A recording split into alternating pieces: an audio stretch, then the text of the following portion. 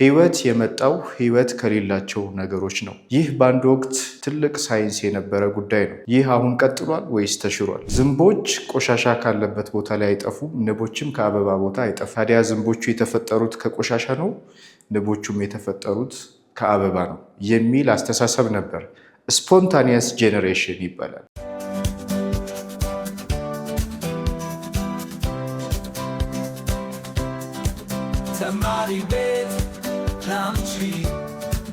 ተማሪ ቤት ላንተ። ሰላም፣ እንዴት ናችሁ? ይህ ተማሪ ቤት ነው። ስፖንታኒየስ ጄኔሬሽን፣ ይህ ሀሳብ በዚህ ሰዓት እንዴት ነው? በአዲሱ የሳይንስ ዘመን ተቀባይነት አለው የለውም? ይህንን በዚህ ቪዲዮ እናያለን። ወደ ትምህርቱ በቀጥታ እንግባ። ቲዮሪ ኦፍ ስፖንታኒየስ ጄኔሬሽን so this theory describes the life is come from non-living things or life or living things are come from non-living things. Okay, so this concept is proposed by different scientists, ancient scientists including the Aristotle. በአንድ ወቅት አርስቶትልም የሚከተለው ሀሳብ የነበረ ነው። ህይወት ያላቸው ነገሮች ህይወት የመጣው ህይወት ከሌለው ነገር ነው። ወይም ለምሳሌ ዲኬይንግ ደስቶች ወይ ማቴሪያሎች፣ ብስባሾች በውስጣቸው ያለው ኦርጋኒክ ማተር ላይፍን ሊፈጥር ይችላል፣ ወይም ሴልን መፍጠር የሚችል አቅም አለው። አሁን ሀሳቡ ስናየው ቀላል ሀሳብ ይመስላል። ነገር ግን ሳይንሳዊ ኤክስፐሪመንት ያስቀመጡለት ቲዮሪ ነው። በብስባሾች ውስጥ በቆሻሻ ውስጥ የሚገኙ ፕሮቲኖች፣ አሚኖ አሲዶች ወይም ሌሎች ማቴሪያሎች አሉ። እነዚህ ዲኤንኤን መፍጠር ይችላሉ። ዲኤንኤ ካለ ደግሞ ሴል ኦርጋናይዝ መሆን ይችላል። ስለዚህ በዚህ መልኩ ህይወት ከሌለው ነገር ውስጥ ሴል መውጣት ችሏል ወይም ህይወት መምጣት ችሏል የሚል ሀሳብ ነው። ብዙዎች በኤክስፐሪመንት የደገፉት በአንድ ወቅት የብዙ ሰዎች ተቀባይነት ያገኘ ሀሳብ የነበረው ቲዮሪ ነው፣ ስፖንታኒየስ ቲዮሪ።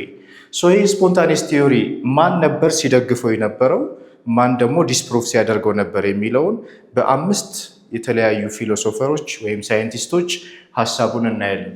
ስፖንታኒየስ ጄኔሬሽን መጀመሪያ ይህን ሀሳብ አጥብቆ ሲደግፍ የነበረው የመጀመሪያው ሰው ሁላችንም የምናውቀው አርስቶትል። ኦኬ፣ አርስቶትል ምንድን ነው ያለው? ሊቪንግ ቲንግስ ኦር he said that non-living things ብሏል። ይህንን ሀሳብ ሲያስቀምጥ ምንድን ነው ያለው? For example, the flea come from the mud የሚል ሀሳብ አስቀምጧል። ለምሳሌ ይህንን ሀሳብ ለማስቀመጥ የተለያዩ ኦብዘርቬሽኖች ነበሩት ማለት ነው። ኦብዘርቭ በሚያደርጉ ሰዓት ጋርደኖች ውስጥ አበባዎች አካባቢ የተለያዩ ኢንሴክቶች አሉ፣ ንቦች አሉ። ቆሻሻ አካባቢ ላይ የሚታዩ ዝንቦች አሉ ወይም ትሎች አሉ። ስጋ ራሱ ትል ያወጣል። ስለዚህ ሁሉም ህይወት ያላቸው ነገሮች የመጡት ከነዚህ ቦታዎች ነው የሚል ሀሳብሽን አስቀምጧል አርስቶትል። ኦኬ፣ ከዚህ በኋላ ይህንን የአርስቶትልን ሀሳብ ዲስፕሩቭ ያደረገው አርስቶትል የዚህ ቲዮሪ ሳፖርተር ነው ማለት ነው። ይህን ሀሳብ ደግፎታል በኦብዘርቬሽን ተነስቶ ማለት ነው። ነገር ግን ይህን የአርስቶትልን ሀሳብ ተቃውሞ ለመጀመሪያ ጊዜ የተነሳው ፍራንሴስኮ ሬዲ የሚባል ሰው ነው። ይህን ሀሳብ ዲስፕሩቭ ያደረገው ማለት ነው። መጀመሪያ ፍራንሴስኮ ሬዲ የሚባል ሰው ይህን ሀሳብ በኤክስፐሪመንት ዲስፕሩቭ ለማድረግ ሞክሯል። ፍራንሲስኮ እሱ ማሳየት የፈለገው ብዙዎቹ በዚህ ስፖንታኒየስ ጄኔሬሽን የሚደግፉ ሰዎች ምን ነበር ሲያደርጉ የነበረው? ሩትን ሚት በማስቀመጥ ስጋ ያስቀምጣሉ ኤክስፐሪመንቱን ለመስራት በጃር ውስጥ። ይሄ ስጋ ከጊዜ በኋላ ወደ ማጎት ዲቨሎፕ ያደርጋል ማለት ነው፣ ወይም ትላትሎች ከስጋ ውስጥ ይወጣሉ ማለት ነው። ስለዚህ ይሄ ስጋ ላይፍን የመፍጠር ፎርስ አቢሊቲ አለው ብለው እንዲያምኑ አድርጓቸዋል። ፍራንሴስኮ ሬዲ ምንድነው ያደረገው? አንድ ኮንትሮል ግሩፕ አዘጋጅቷል። ሁለት ጃሮችን አስቀምጦ ማለት ነው። በአንደኛው ኮንትሮል ግሩፕ ውስጥ ሩትን ሚት አስቀመጠ። በአንደኛው ውስጥ ደግሞ ኮንትሮል ግሩፑን ክፍት አደረገው ማለት ነው። ስጋ አስቀምጦ ክፍት አድርጎታል። አንደኛውን ዘጋው ማለት ነው። ሶ ዲስ ኢዝ a sealed jar አዘጋጅቶ ይሄንን በዚህ መልኩ አስቀምጧል። ሶ ከጊዜ በኋላ ምንድነው እዚህ ጋር ፍሊዎች ነበሩ የተፈጠሩ ማጎቶች ተፈጥሯል። እዚህ ጋር ግን ምንም አይነት ማጎት አልነበረም ማለት ነው። there is no ማጎት and so በኮንትሮል ግሩፕ ላይ ግን ማጎት ነበር። ሶ እንደውም የተፈጠሩት ማጎቶቹ እዚህ ላይ ነው ማለት ነው። በዚህ ምክንያት የፍራንሲስኮ ኮንክሉዥን ምን ነበር ከዚህ ኤክስፐሪመንት? the maggots are come from the fleece. It's not from the meat. ስጋው በራሱ ትሎቹን መፍጠር አይችልም ማለት ነው። ስጋው የመጣው ከፍሊስ ኤግ ነው ማለት ነው። እንቁላላቸውን ሲጥሉበት እንቁላላቸው በስጋ ውስጥ አድጎ ወደ ማጎት አደገ እንጂ ራሱ ስጋ ወደ ትል ሊቀየር አይችልም ማለት ነው። ሶ ይሄን ለማሳየት ምንድነው ጃሩን ከድኖታል። ሲከድነው ዝግ ስለነበረ ምንም አይነት ፍሊ ኤግ የለም ማለት ነው። እንቁላል ሊገባበት ስላልቻለ ስጋው ወደ ማጎት መቀየር አልቻለም። ሶ እዚህ ጋር ነን ሊቪንግ ቲንግ መፍጠር አልቻለም ማለት ነው። እዚህ ጋር ግን ፈጥሯል። ሶ አሳይቷቸዋል። ይሄ የምን ኢፌክት ነው? የኢንሴክቶቹ ኢፌክት። እንቁላሉ በስጋው ላይ ያደገ እንጂ ራሱ ስጋው ወደ ህይወትነት አልተቀየረም የሚል ሀሳብ አምጥቷል ፍራንሲስኮ ሬዲ። ሶ ይሄ የእሱ ሀሳብ ዲስፕሩቭ አድርጎታል ማለት ነው። ዲስፕሩቭ አድርጎት ይህንን ሀሳብ። ኦኬ ሶ ስፖንታኒየስ ጄኔሬሽን አቀንቃኞች የፍራንሲስኮን ሀሳብ ተቀብለው አልቀጠሉም። እነሱም ሌላ ኤክስፐሪመንት አዘጋጁ ማለት ነው። የፍራንሲስኮን ሀሳብ ተከትሎ በቀጣይ የመጣው ሌላ የስፖንታኒየስ ጄኔሬሽን ደጋፊ የነበረው ጆን ኒሃም የሚባል ሰው ነው። ጆን ኒሃም መጣ። ምንድነው ያደረገው? ሰው ከነን ሊቪንግ ቲንግ ህይወት ሊፈጠር እንደሚችል ለማሳየት እሱም ፍላስክ አዘጋጀ። ይህንን ቦይል አደረገው ማለት ነው። ቦይል አደረገው፣ በውስጡ ብሮዝ አስቀምጦ ማለት ነው ቦይል እንዲሆን። ከዚህ ውስጥ ያ ማለት ስተራላይዝ አድርጎታል ማለት ነው። ማይክሮ ኦርጋኒዝም ወይም ሌላ አየር ገብቶ ነው ወይም ሌላ ፍሊ ኦፍ ኤግስ መጥቶ ነው ከኢንሴክቶች የመጣ ነው እንዳይባል ስተራላይዝ አድርጎ ለማሳየት ይፈልገው ዘግቶታል። ዘን ቦይል አደረገው። ሶ ቦይል ካደረገ በኋላ በዚህ ጃር ውስጥ ከጊዜ በኋላ ምን ተገኝቷል ማለት ነው?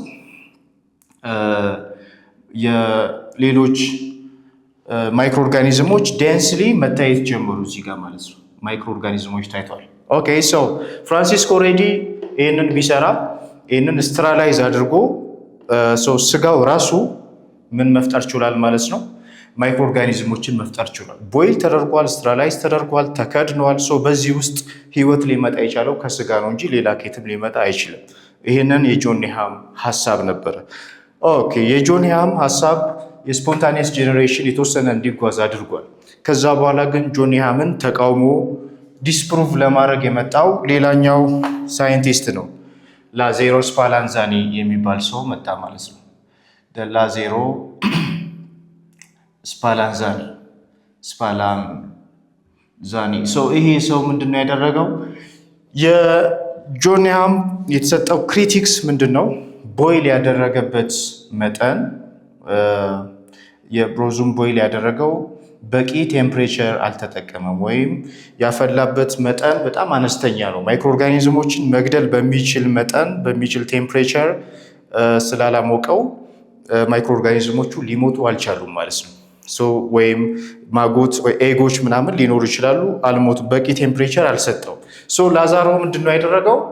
የጆን ኒሃምን ኤክስፐሪመንት የተወሰነ ኢምፕሩቭመንት ነው የሰጠው ማለት ነው። ምንድነው ያደረገው? ቦይል የሚደረግበትን ታይም ጨመረ ማለት ነው። ዊዝ ሎንግ ቦይሊንግ ፕሮሰስ ኦር ሎንግ ታይም ፎር ቦይሊንግ፣ ለረጅም ጊዜ ቦይል እንዲሆን አድርጓል ማለት ነው።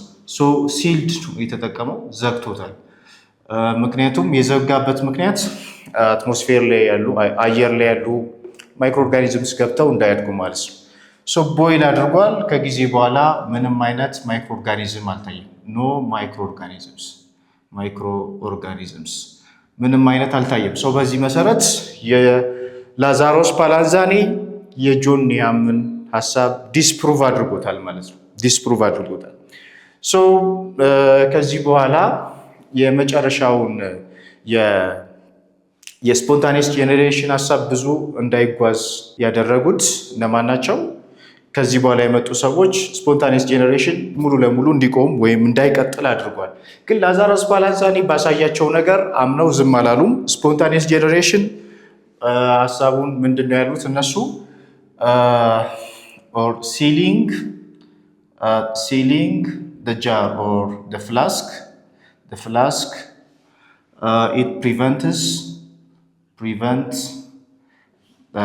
the vital force of the air that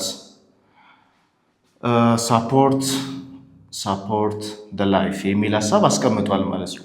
ሶ ሲል ማደረጉ መከደኑ ከአየር ላይ ያው ማይክሮ ኦርጋኒዝም ወይም ሌላ ህይወት ያለው ነገር እንቁላል ምናምን ብንለው ብቻ ሳይሆን መዘጋቱ በራሱ አየር አለመኖሩ ስጋው ላይፍን እንዳይፈጥር ወይም ሊቪንግ ቲንግ እንዳያመጣ አድርጓል። ሊቪንግ ቲንጎች ግዴታ አየር ያስፈልጋቸዋል፣ ኦክሲጂን። ስለዚህ ኦክሲጂን ከልክላቸው እንዴት ነው ሊኖሩ የሚችሉት? ሰው ሲልድ መደረግ የለበትም የሚል ሀሳብ።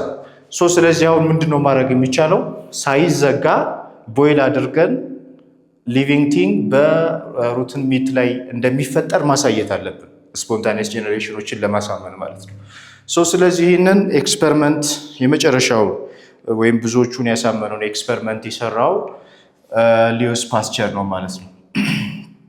ሉዊስ ፓስቸር መጥቷል። ሉዊስ ፓስቸር አክቹዋሊ በፈርመንቴሽን ነው እስካሁን እነዚህ ያየናቸው ስፖንታኒየስ ጄኔሬሽን ዲስፕሩቭ እና ፕሩፍ ያደረጉት በማክሮ ኦርጋኒዝምስ ነው። ማክሮ ኦርጋኒዝምስ ምክንያቱም እያወራን ያለ ነው ስለ ፍሊስ ነው፣ ስለ ማጎት ነው፣ በአይን የሚታይ ነው ይሄ ማለት ነው። ሉዊስ ፓስቸር ግን በማይክሮ ኦርጋኒዝም ነው። ይሄ አንደኛው ዲፍረንስ ነው። ማይክሮ ኦርጋኒዝም ሌቭል ነው። በማይክሮ ኦርጋኒዝም ሌቭል ዲስፕሩቭ አድርጎ አሳይቷቸዋል ማለት ነው። ኦኬ ምንድነው ያደረገው?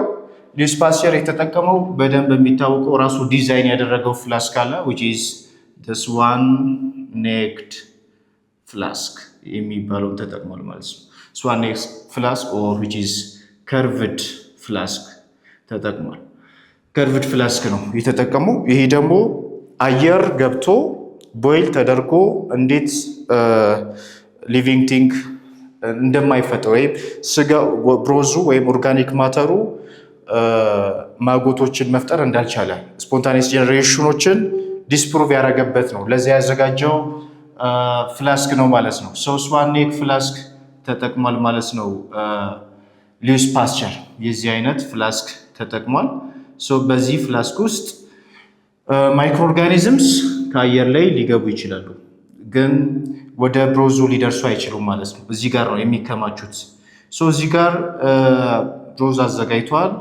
ኦርጋኒክ ማተር እነሱ ያሉትን ላይፍ ክሬት ያደርግልናል ያሉት ስፖንታኒየስ ጄኔሬሽኖች ሳፖርት የሚያደርጉትን አስቀምጧል። ይህንን ቦይል አድርጎታል ማለት ነው።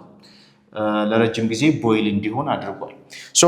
የስፖንታኒየስ ጄኔሬሽን ሀሳብ ምንድን ነው? አየር ገብቶ ቦይል ሆኖ ህይወት ከተፈጠረ ነን ሊቪንግ ቲንግስ ካናት ክሬት ሊቪንግ ቲንግስ ወደሚለው ሀሳብ መምጣታቸው አይቀርም። ቦይል አድርጎታል። ስለዚህ ከጊዜ በኋላ ቦይል አድርጎ ካቀዘቀዘው በኋላ ፍላስክ ውስጥ ምንም የተፈጠረ አዲስ ማይክሮ ኦርጋኒዝም አልነበረም ማለት ነው። ቦይል አደረገው። ማይክሮ ኦርጋኒዝሞች ብሮዙ እንዳለ ነው ማለት ነው። እዚህ ጋር ማይክሮ ኦርጋኒዝሞች አሉ። ሂር ኢዝ ኖ ማይክሮ ኦርጋኒዝም፣ ምንም የተፈጠረ የለም። ለምን? አክቹዋሊ ስተራላይዝ አድርገናል፣ አየር ገብተዋል። እነሱ ቫይታል ፎርሱ ከልክለሃል እንዳይባል ቫይታል ፎርሱ አለ። አየር መግባት ይችላል፣ አየር ይገባል። ማይክሮ ኦርጋኒዝምስ ግን አይገቡም፣ ብሎክ አድርጓቸዋል። በዚህ ምክንያት ይሄ የሚያሳየው አየር አግኝተው ወይም ኦርጋኒክ ማተሩ አየር አግኝቷል።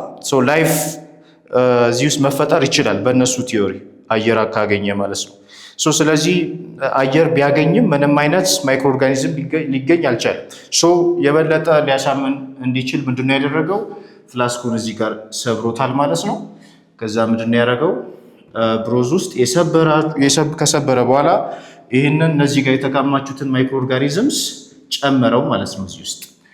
ከጨመረ በኋላ ምን ጀመረ? ማይክሮ ኦርጋኒዝሞች አፒር ማድረግ ጀመሩ ማለት ነው። ማይክሮ ኦርጋኒዝምስ አር አፒርድ። ስለዚህ ያሳያቸው ብሮዝ ውስጥ ኦርጋኒክ ማተር ውስጥ ከአየር ላይ የሚመጡ ኦርጋኒዝሞች ገብተው ካላደጉ በስተቀር ራሱ ኦርጋኒክ ማተር ህይወት ሊፈጥር አይችልም። ይሄ ብዙዎችን ያሳመነው የሉዊስ ፓስቸር ቲዮሪ ነው። በዚህ ስፖንታኒየስ ቲዮሪ ውስጥ ማን ነው ሳፖርተሩ? ዲስፕሩቭ ያደረገው ማን ነው? አርስቶትል በኦብዘርቬሽን ጀምሮታል። ፍራንሲስኮ ኦልሬዲ ዲስፕሩቭ አድርጎታል። ጆን ኒሃም መጥቶ ሳፖርት አድርጎታል ማለት ነው። እነዚህን መያዝ ይኖርብናል። የስፖንታኒየስ ቲዮሪ ሳፖርተሮች የተሰሩትን ኤክስፐሪመንቶች ማለት ነው። ኦኬ ጆን ኒሃም ሳፖርት አድርጎታል። ከዛ ላዛሮስ ፓላንዛኒ ዲስፕሩቭ አድርጓል። ዲስፕሩቭ ቢያደርግም እነሱ በሌላ ኤክስፐሪመንት ኮንቪንስ አላደረጉም። ይህንን ስቴትመንት ግን አስቀምጠው አልተቀበሏቸው። ፋይናሊ ግን ተገደው ሀሳቡን እንዲቀበሉ ያስቻለው በጣም ስትሮንግ የሆነ ኤክስፐሪመንት ሰርቶ የስፖንታኒየስ ጄኔሬሽን ሀሳብ እንዲወድቅ ወይም እንዳይቀጥል ያደረገው ሉዊስ ፓስቸር። በዚህ ሁኔታ አሁን ባለው ሞደርን ሳይንስ ህይወት ሊመጣ የሚችለው ህይወት ካለው ነገር ብቻ ነው። ኦር የሩዶልፍ እንዳለው ሩዶልፍ ቨርቹ ኦምኒ ሴሉላ ኢሴሉላ የሚል ተናግሯል። the cells come from pre-existing cells ማለት ነው። living things are come from living things but የመጀመሪያው ሴል ከየት መጣ የሚለው ሌላ ቲዮሪ ነው። በሌላ ቪዲዮ እናያለን። ስፖንታኒየስ ጄኔሬሽን ይሄን ይመስላል።